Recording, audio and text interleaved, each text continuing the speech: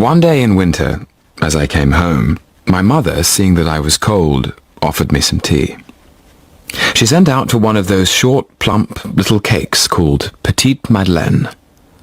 And soon, mechanically, weary after a dull day with the prospect of a depressing morrow, I raised to my lips a spoonful of the tea in which I'd soaked a morsel of the cake. No sooner had the warm liquid, and the crumbs with it, touched my palate, than a shudder ran through my whole body, and I stopped, intent upon the extraordinary changes that were taking place. An exquisite pleasure had invaded my senses, but individual, detached, with no suggestion of its origin.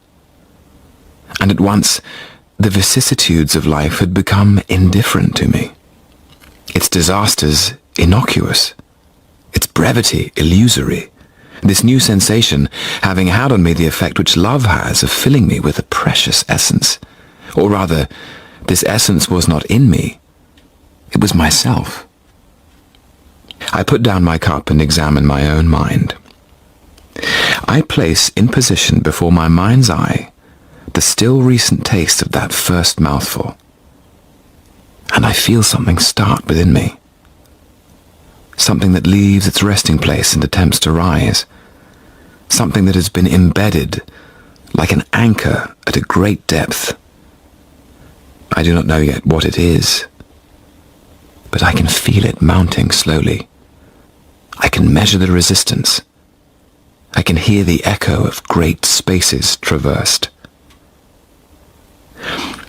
Undoubtedly, what is thus palpitating in the depths of my being must be the image, the visual memory which, being linked to that taste, has tried to follow it into my conscious mind. Will it ultimately reach the clear surface of my consciousness? This memory, this old, dead moment, which the magnetism of an identical moment has travelled so far to importune, to disturb, to raise up out of the very depths of my being. And suddenly, the memory returns. The taste was that of the little crumb of Madeleine which on Sunday mornings at Combray my Aunt Leonie used to give me, dipping it first in her own cup of tea.